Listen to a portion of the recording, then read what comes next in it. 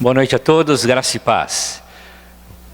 Que Deus continue falando ao nosso coração, o Espírito Santo nos faça refletir um pouco mais sobre a crise. Na verdade, não era apenas uma marolinha, né? Nós ouvimos essa frase há pouco tempo pela nossa presidente, e não vou falar sobre política, vou falar sobre crise. Vou falar sobre como nós podemos vencer as crises, como nós podemos tomar a crise e ter uma estratégia, uma saída de Deus para todas elas. Como é que nós podemos ultrapassar as crises? Por favor, acho que está com um probleminha na caneta, ou a pilha, não, a pilha está certa. Ok, como enfrentar as crises e permanecer firme. Eu convido você a abrir o texto do profeta Isaías, capítulo 6, versos de 1 a 8. Isaías, capítulo 6, versos de 1 a 8. Abra aí a sua Bíblia, acompanhe a leitura comigo desse texto, a visão de Isaías, quando ele entrou no templo, quando ele estava em crise. Crise é bom porque nos leva a refletir, nos leva a buscar a presença de Deus. É um bom momento para nós testemunharmos do amor, do poder de Deus. Crise é bom. Tem um aspecto bom da crise. Como nós podemos atravessar a crise? Aquilo que não era marolinha, mas é um tsunami que atropelou a gente, atropelou a nossa família, né? Que está preocupando o pai, uma mãe, um filho que está preocupando um pai e uma mãe. Um negócio que não está dando certo, uma situação, um problema, uma enfermidade que está trazendo uma crise enorme, ou um vazio no seu coração, está trazendo um enorme problema na sua existência, um problema existencial. Como vencer essas crises? Aqui nós temos um texto que vai nos dar algumas direções.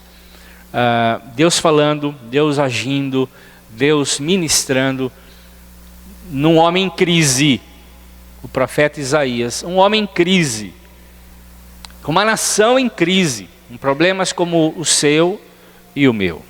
Então o texto diz assim: no ano que o rei Uzias morreu, Isaías dizendo, eu vi o Senhor sentado num trono alto e elevado. O seu manto se estendia pelo templo inteiro. Em volta dele estavam serafins. Cada um deles tinha 6 asas. Com 2 eles cobriam o rosto, com 2 cobriam o seu corpo, e com 2 voavam. E eles diziam em voz alta uns aos outros: Santo, Santo, Santo é o Senhor Todo-Poderoso. E a sua presença gloriosa enche o mundo inteiro. O barulho das vozes dos serafins fez tremer os alicerces do templo, que foi ficando cheio de fumaça. Então eu disse: ai de mim, estou perdido. Eu tenho meus lábios impuros, moro também com um povo que também tem lábios impuros. E com meus próprios olhos eu vi o Rei, o Senhor, o Todo-Poderoso. Aí um dos serafins voou até mim, segurando numa tenaz uma brasa que havia tirado do altar. Ele tocou a minha boca com a brasa e ele disse: agora que essa brasa tocou os seus lábios, as suas culpas estão tiradas e os seus pecados estão perdoados. E em seguida ouvi o Senhor dizer: quem é que eu vou enviar? Quem será o meu mensageiro? Então eu respondi: aqui estou, envia-me a mim. Pai, diante da tua palavra, nós nos curvamos para ouvir a tua voz, como temos ouvido através desses cânticos que já falaram ao nosso coração. Mas queremos que o teu Espírito sonde o nosso coração, toque o nosso coração um pouco mais, nos faça refletir, nos faça tomar decisões, nos faça agir segundo a tua vontade e o teu desejo. É o que nós oramos em Cristo Jesus. Amém. Uma época de crise na nação de Judá. O rei Uzias tinha morrido, grande rei, um rei temente a Deus. O país estava em luto. Havia uma comoção geral no coração de toda a nação. Um povo em luto é um povo que não anda com cabeça erguida. O povo em luto é um povo desanimado, povo que não vê perspectiva, povo que olha a morte, ou olha a derrota. Politicamente, Judá estava com sérias situações, sérios problemas. Ora entrava um rei bom, ora entrava um rei mau. Por exemplo, como Acaz e Manassés, reis maus. E eles levaram o povo à idolatria, a se afastarem de Deus, porque eles não temiam o Senhor. Então, eles arrastaram o povo para a idolatria. Ora entrava um rei bom, e a nação se erguia novamente, porque quando entrava um rei ruim, a nação empobrecia. A nação enlutava, a nação ficava completamente entregue à derrota. Mas quando um rei bom se erguia, a nação novamente criava um vigor e criava novamente uma prosperidade. Política externa de Judá também tinha sérios problemas. Devido à guerra interna em Israel contra Judá, eles pediram ajuda à Síria. E por causa dessa ajuda, eles ficaram aliançados à Síria. E a Síria começou a oprimir, escravizando e saqueando os cofres públicos de Judá. E aí eles vão e fazem uma aliança com o Egito. E aí eles ficam então pagando tributos e impostos para esses povos estrangeiros. Havia uma crise interna em Judá, por causa dos impostos abusivos que o governo começou a cobrar para tentar sanar as suas dívidas. E a gente vê o povo reclamando, e a gente vê Deus denunciando tudo isso através da boca do profeta. Quando você lê Isaías, você vê isso bem claramente. Por exemplo, no capítulo 5, quando Deus fala assim que o povo estava ficando pobre e uma classe ficava muito rica. E essa classe rica começava a comprar muitas casas e muitas terras. E veja o que Deus diz em Isaías capítulo 5. Ai de vocês que compram casas e mais casas e mais terras. Daqui a pouco não vai ter lugar nenhum para outros morales a não ser vocês mesmos. Então o povo é jogado na miséria.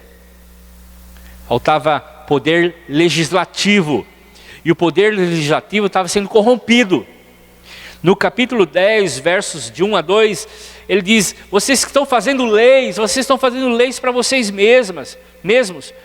As leis que vocês estão fazendo são injustas. Vocês estão explorando o povo, vocês estão defendendo o direito de vocês mesmos, ao invés do direito dos pobres, das viúvas, dos necessitados. Capítulo 10, versos de 1 a 2, Deus denunciando essa crise no legislativo de Judá. Havia também, sem dúvida, uma crise moral. O povo se corrompeu. O DNA da corrupção estava dentro da nação de Israel. O povo perdeu suas convicções, os seus absolutos. Aquilo que era certo já não é certo. Aquilo que era errado se tornou certo. E ele denuncia isso no capítulo 5, verso 10, quando diz assim: ai de vocês que chamam mal daquilo que é bom, e bom daquilo que é mal, e fazem da luz virar escuridão, e a escuridão virar luz, que diz que o amargo é doce, e diz que o doce é amargo. O povo perdeu completamente a noção do certo e do errado, como hoje tudo é relativo. Há uma crise moral em Israel. E Judá cai. E a nação cai. Cai por causa do seu pecado. E aí em Oséias, capítulo 14, verso 1, Deus dá um grito: povo de Israel, volte para o Senhor, porque vocês caíram por causa do pecado de vocês. Isso gerou uma crise espiritual. Judá era considerado como um filho rebelde. Lá no capítulo 1 de Isaías, versos 2 e 3, Deus chama Israel de filho rebelde, que não escuta mais a voz do pai, e não sabe discernir a voz do pai, não conhece mais a Deus, e faz de Deus todas as coisas. Ele diz: escutem o céu, preste atenção à terra, pois o Senhor Deus falou e disse: criei filhos, cuidei deles, mas eles se revoltaram contra mim. O boi conhece o seu dono, o jumento sabe quem é o seu dono, porque ele põe alimento para ele lá. Mas o meu povo não sabe de nada. O povo de Israel não entende coisa alguma. O povo entra em crise espiritual e fica doente dos pés à cabeça, verso 6 do capítulo 1 de Isaías. Da cabeça aos pés há uma enfermidade. E há uma enfermidade espiritual. O povo está se desfacelando, está se corrompendo, está se perdendo a noção de tudo. E a despeito de que eles continuavam a sacrificar e adorar ao Senhor, e frequentar as igrejas, e buscar Deus da forma que eles estavam buscando, Deus tem nojo de tudo isso. E no último capítulo, o capítulo 66 de Isaías, Deus fala: eu tenho nojo disso tudo. Eu tenho nojo dessa adoração. Eu tenho nojo desse culto. Então, o que nós podemos ver aqui? Qual é a orientação de Deus para a gente enfrentar essa crise, esse tsunami que às vezes vem e pega a gente de surpresa? Né, Marolinha? Se torna um tsunami. E é mais grave do que nós pensávamos.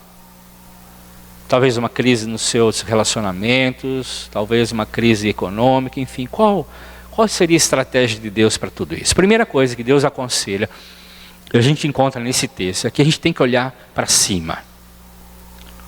A gente tem que olhar para cima. Como a Thaís disse aqui, a gente precisa olhar para cima. Olhe para cima. No versos de 1 a 3, nós encontramos isso. No ano que o rei Uzias morreu, eu vi o Senhor assentado num trono. Ele estava elevado, estava acima. Deus se assenta, Deus governa. Deus ainda está no trono. A despeito das crises, do problema que a gente atravessa, Deus ainda é Deus. Nada pega a Deus de surpresa. Deus não fica surpreso com a nossa crise. Deus não fica, o trono dele não sacode com a nossa crise. Ele não fica tentando arrumar plano A, C, D. Ele não fica tentando ver manobras para tentar ajudar a gente numa crise. Nada pega a Deus de surpresa. Nada derruba Deus. Deus está assentado num trono. Dos céus, Ele governa toda a terra. Ele dirige a história. Ele dirige os destinos. Ele conhece a gente, conhece a história da gente e nos ama. Como nós cantamos, seu amor não falha e também o seu amor não muda. Nada que eu e você possamos fazer vai alterar o amor de Deus por nós, bom ou mal. Coisas boas que a gente pode fazer ou coisas ruins que a gente pode fazer, nada vai alterar o amor de Deus por nós. Deus tem uma história para a gente. E Deus governa sobre todas as coisas. Então Ele é grande. E a mensagem de Isaías tem como centralidade isso: Deus governa. A mensagem central de Isaías é isso: Deus governa. Como a mensagem central do Apocalipse é esse: Deus governa. Deus está no trono. Você encontra Deus em Apocalipse no trono, no lugar dele. Não importa as crises, não importa a fúria do dragão, não importa a fúria do anticristo, não importa o problema econômico, a alta do dólar, não importa se você está passando de alguma forma algum problema com os seus filhos, com os seus negócios. Deus está no trono. Deus governa. E a qualquer momento Ele intervém na história. Deus reina. Ele está no comando. E Ele vai colocar todos os nossos inimigos debaixo dos nossos pés. Então, não desfaleça. Não se desespere. Porque a Bíblia diz que nenhum fio do nosso cabelo cai sem que Ele permita. Como nós cantamos, e cantamos um texto da palavra de Deus em Romanos: tudo coopera para o bem daqueles que amam a Deus. Tudo coopera. Deus está no trono. Deus não mudou. Ele continua santo, santo, santo. Quando a Bíblia diz santo, Ele está definindo um estado. Ele é santo. Quando a Bíblia diz santo e santo, Ele quer enfatizar. É santo mesmo. E quando a Bíblia diz 3 vezes santo, é um superlativo. É uma expressão que diz que Ele é majestoso. Não tem outro igual. Nada se compara a Deus. Ele é glorioso. Ninguém pode jamais alcançar Deus. Ele habita nos lugares mais altos. Então a gente precisa ter um senso da glória de Deus. A gente precisa ter um senso que é impossível ter uma visão da glória de Deus sem nos humilharmos no pó. Sem reconhecermos essa grandeza. Quando a crise vem, nós precisamos estar de joelhos e reconhecer a grandeza e o poder de Deus. Reconhecermos o caráter de Deus, que é cheio de amor. E Ele vai nos ajudar a atravessar essa crise. Precisamos saber que Ele é exaltado sobre todas as coisas. E a gente tem que saber que o que Ele faz como Deus. Ele é santo, e a sua santidade enche toda a terra. Não há lugar nenhum, em nenhum momento da história, é isso que o texto está dizendo, que Deus não seja santo, que Deus não haja segundo a sua santidade. E a santidade, a glória de Deus é o caráter, o amor, fidelidade, bondade, a misericórdia de Deus, a justiça de Deus, a retidão de Deus. Deus age na história sempre, de forma completa. E Ele está agindo na minha e na sua vida, sempre. Então, quando lutamos, entenda, Deus luta por nós. Quando estamos diante de uma crise, Deus está conosco. Deus não saiu da crise, Deus está conosco.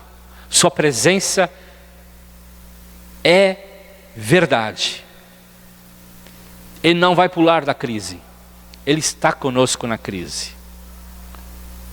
Sua santidade cobre toda a terra, geograficamente, mas também em todas as circunstâncias da nossa vida.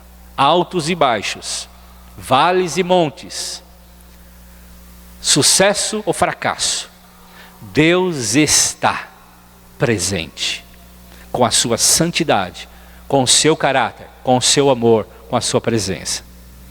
Na hora da crise, então, olhe para cima. Não olhe para as circunstâncias. Não olhe para a tempestade. Não olhe para a onda. Não olhe para o momento. Por aquelas circunstâncias que você está passando. Pelos sentimentos que essas circunstâncias produzem no meu e no seu interior. Olhe para cima. Olhe para o Senhor. Ele governa. É Ele quem dá a última palavra. Amém, queridos? olhe para cima. Diga para o seu irmão, olhe para cima. Na crise, olhe para cima. Mas também esse texto nos ensina algo interessante, que a gente tem que olhar para dentro. Olhar para cima sempre e olhar para dentro também. Olhe para dentro. No capítulo que nós lemos, versos 4 a 7, nos fala que Isaías teve uma visão de serafins.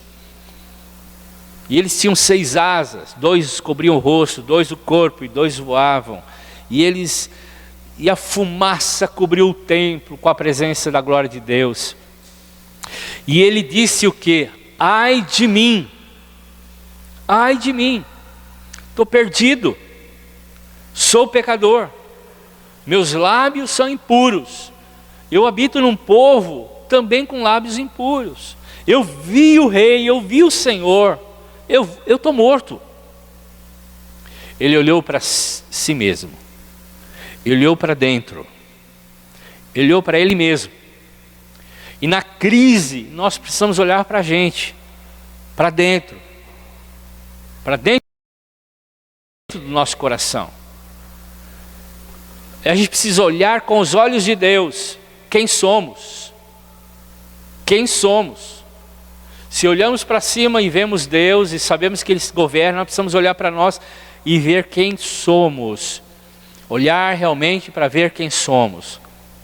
Se você lê o capítulo 5, quando Deus fala com Isaías e ele começa a proferir os ais,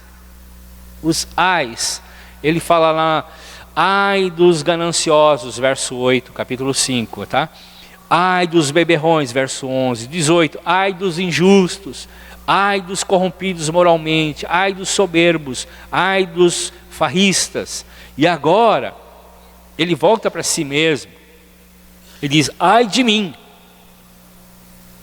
Russell Shedd, grande teólogo dos nossos dias, diz assim, o maior pecado da igreja hoje é a dureza de coração. Porque o que falta à igreja hoje é quebrantamento, é ausência de choro pelos seus pecados.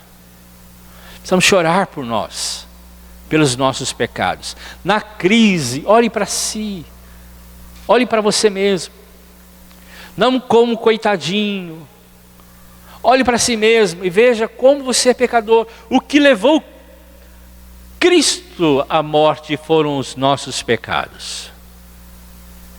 E como nós precisamos entender isso, muitas situações que nós atravessamos por causa do nosso pecado, por causa dos nossos erros.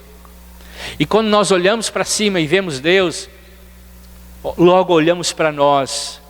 Olhamos para cima e vemos, olhamos para a cruz e vemos o amor de Deus, quanto Deus nos ama, quanto Deus é gracioso e misericordioso, quanto de amor, de graça Ele tem, mas olhamos para nós e diz, quão pecador eu sou, porque foram os meus pecados que levaram Cristo à cruz. Eu tenho que olhar para mim. Isso nós chamamos de angústia do bem, angústia boa. É aquela angústia da dor pelo pecado, do lamento, da tristeza, aquela tristeza profunda. Eu pequei, eu errei. Foi a causa da morte de Jesus. E a gente não deve chorar só pelas consequências do pecado, os erros, lá derramou leite e agora. Nós temos que chorar, nos lamentar pela nossa condição de pecador. Todos somos pecadores. Então só quem tem o verdadeiro encontro com Deus pode se enxergar de fato como realmente é. Só quando eu olho para cima, enxergo Deus, eu posso olhar para mim e dizer quão pecador eu sou. Quão santo, santo, santo Deus é, mas quão infinitamente pecador eu sou.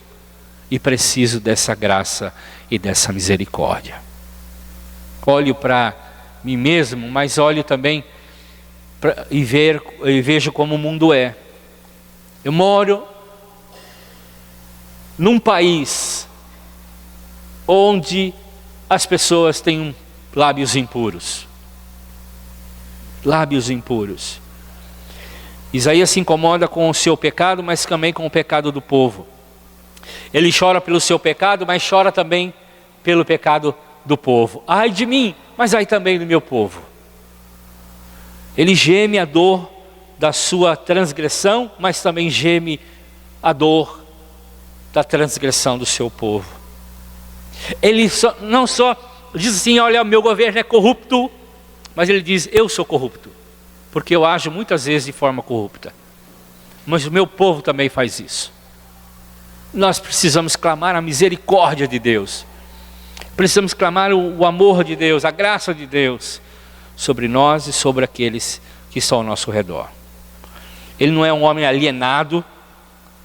Ele é um homem, um profeta que olha para o coração do seu povo e vê quão pecador ele é. Ele olha também para si mesmo e vê quanto ele recebeu do amor de Deus. Gratidão. Deus é gracioso e perdoador. No verso 6 e 7, um serafim sai de lá, pega uma pinça, pega uma brasa do altar e toca os lábios do profeta e diz, agora os seus lábios estão puros, foram purificados. Então ele vê quão gracioso, perdoador é Deus, e vê que há de fato uma necessidade na crise de buscar por uma manifestação, o enchimento da presença de Deus, o toque de Deus, o toque da presença de Deus. Deus, nesse texto nós vemos um Deus cheio de perdão, e não há perdão onde não há confissão. Ele vai dizer, eu pequei, eu errei, eu tenho lábios. Ele dá o nome aos seus pecados, e ele fala isso para Deus, ele direciona isso para o Senhor, é o Senhor que está ouvindo a sua oração, e aí ele se arrepende e pela fé recebe o perdão dos seus pecados. Deus pode nos perdoar e pode nos transformar, pessoalmente como nação. Nós vivemos uma cidade complexa, uma tríplice fronteira, já falamos sobre isso, com muitos problemas, com muitas bênçãos. E nós sabemos só uma visitação do Deus Todo-Poderoso, um toque da brasa do altar de Deus nesse povo, a começar em nós, pode haver de fato transformação. Quando isso acontece, o nosso vocabulário muda. Porque se nosso vocabulário ainda é o vocabulário da derrota, da ironia, o nosso vocabulário ainda é o vocabulário da maledicência, ou da crítica não construtiva, nós ainda precisamos do toque do Senhor dos nossos lábios, para que de fato Deus comece a fazer algo através de nós e em nós. Então, só assim nossa vida pode mudar, nosso vocabulário pode mudar, e nós podemos ser usados por Deus para tocar a outras pessoas. A mulher samaritana foi tocada por Jesus. Zaqueu foi tocado por Jesus. Aquela mulher pecadora que lavou os pés de Jesus foi tocada por Jesus. Bartimeu, cego, foi tocado por Jesus. O ladrão que estava crucificado ao lado de Jesus foi tocado por Jesus. Todos esses foram transformados e receberam libertos e receberam perdão e foram transformados pelo poder de Deus. Na crise, olhe para cima. Na crise, olhe para dentro. Olhe para você mesmo. Veja a sua condição. Mas também, na crise, olhe para fora. Olhe para fora. Verso 8 diz, em seguida, ouvi o Senhor dizer, quem eu vou enviar? Quem será o nosso mensageiro? E eu respondi, estou aqui, Senhor, envia-me a mim. Vida com Deus é mais importante do que vida para Deus. Vida vem antes do trabalho. Vida com Deus vem antes de sermos usados por Deus. Consagração vem antes de ministério. Só depois que Isaías viu Deus, foi tocado e transformado por Deus, perdoado por Deus, é que ele aceita o desafio de fazer uma obra para fora. E Deus trabalha assim, como nós cantamos. Usa-me, Senhor. Thaís foi muito feliz na escolha das canções, dirigida por Deus. Sonda-me, perdoa-me, transforma-me e usa-me. Essa é a sequência certa. Quando nós deixamos Deus, vemos Deus, a glória do Senhor, reconhecemos o nosso pecado, reconhecemos as nossas dificuldades, nós olhamos para nós e vemos quão pecador nós somos, e aí olhamos para o Senhor e vemos o perdão que Ele traz ao nosso coração, vemos quanto do perdão de Deus Ele traz e trabalha em nós. Queimou a caixa? Ok, vamos virar então.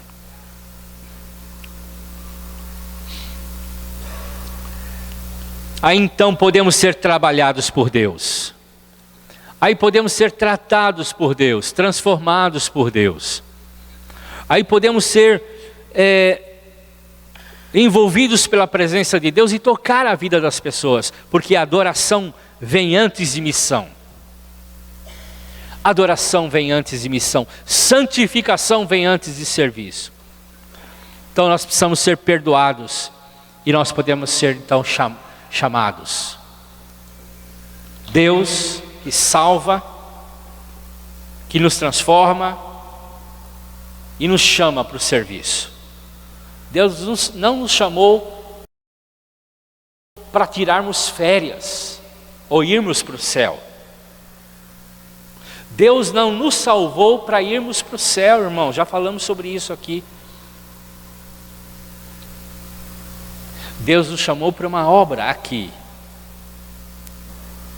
Isso é uma consequência. Mas Ele nos chamou primeiro para uma obra aqui.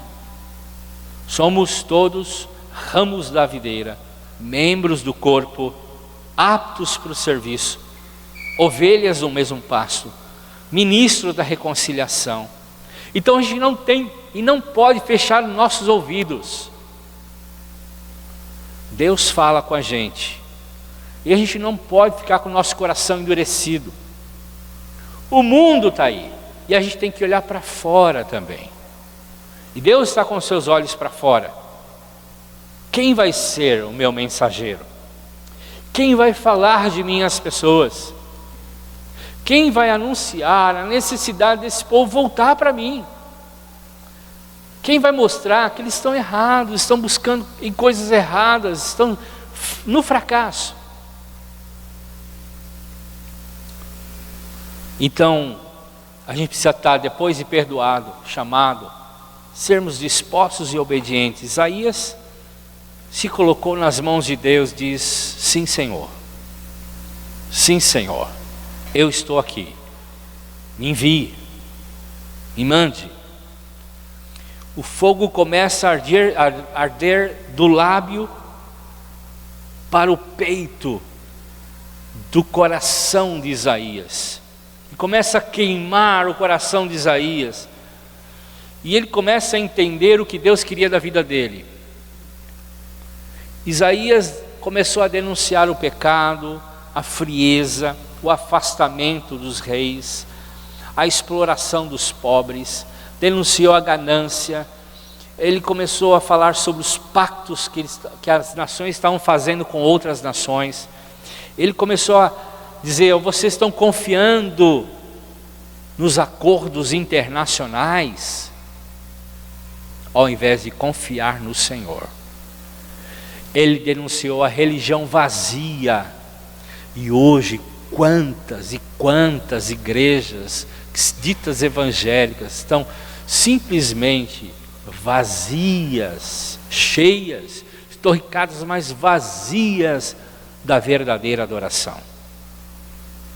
Existe um clamor dos céus, existe um clamor do trono de Deus: quem é que eu vou enviar? Quem será o meu mensageiro? Será que a gente pode responder: Senhor, eu estou aqui, envia-me. Como sair da crise, ou como vencer a crise, seja ela qual for, nós precisamos olhar para cima, nós precisamos olhar para dentro, mas também nós precisamos olhar para fora. Esse é o chamado de Deus. Deus nessa noite está dizendo: eu tenho uma solução para a tua crise. E é a solução para a crise da nossa nação, para o Brasil, para essa cidade. Olha para cima. Olha para si mesmo. Veja a sua condição. Está querendo fazer muita coisa com o seu braço. Olhe para cima. Está se achando muito. Olhe para dentro. Veja quão pecador você é. Quão necessitado da presença de Deus você precisa.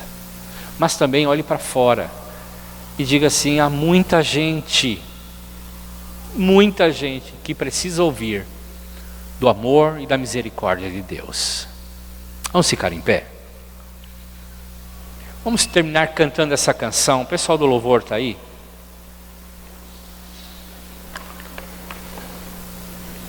Sonda-me, Senhor. Vamos cantar essa canção. Vamos.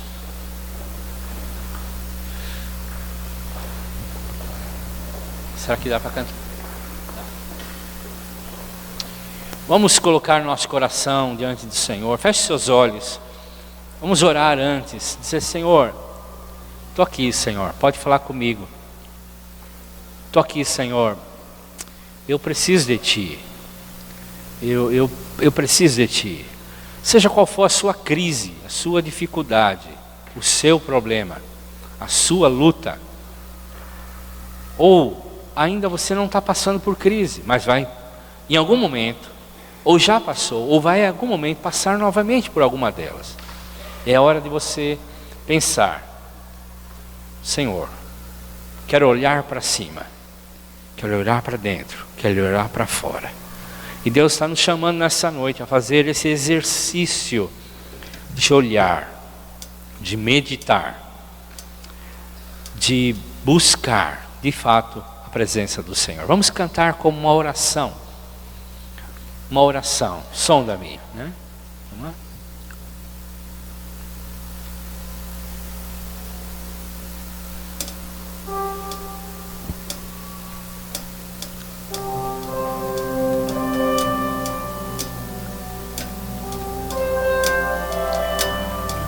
Dá para pôr?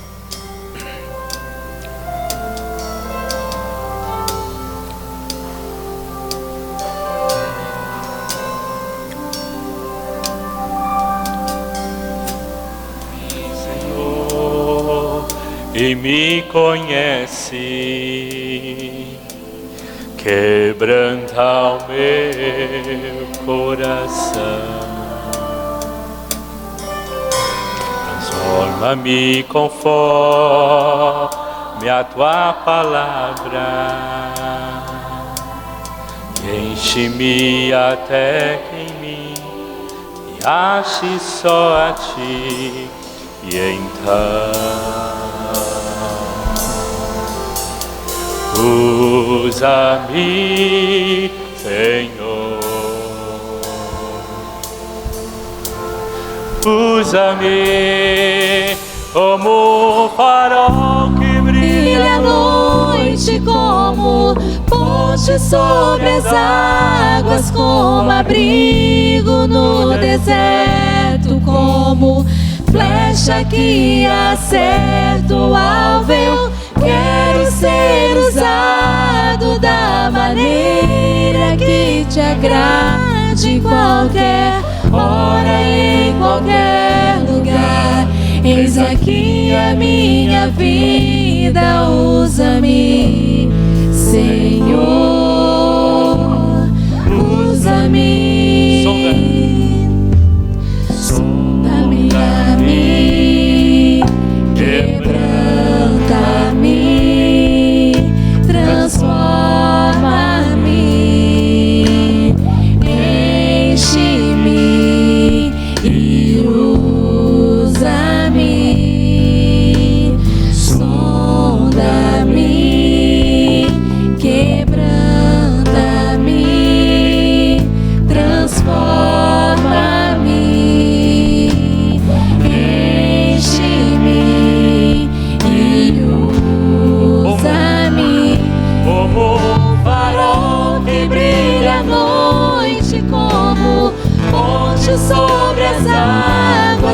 como abrigo no deserto, como flecha que acerta o alvo. Eu quero ser usado da maneira que te agrade, qualquer hora, em qualquer lugar.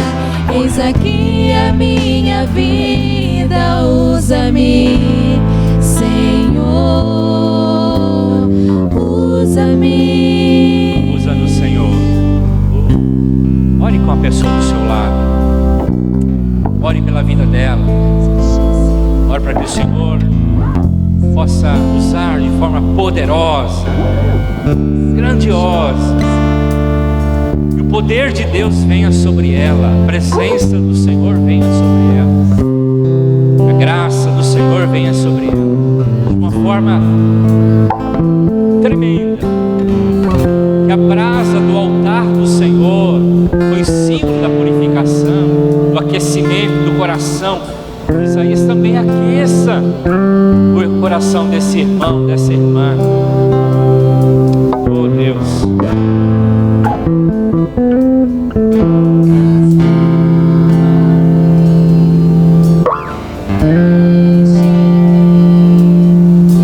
Usa no Senhor. Usa no Senhor. Senhor, nossa casa precisa, o lugar onde nós estamos morando precisa, os nossos negócios, nossa escola, nossa família, Senhor, precisam. Senhor, põe a tua mão de poder, nos ajude a enfrentar as crises da forma certa, da forma correta, com os olhos do Senhor, olhando pela nossa situação, clamando por misericórdia. E Senhor, sendo também instrumento para que o Senhor possa agir. Faz isso, Senhor. Oramos em Cristo Jesus. Amém. Que Deus abençoe a sua vida. Vá em paz. A semana seja cheia da presença de Deus. Deus abençoe.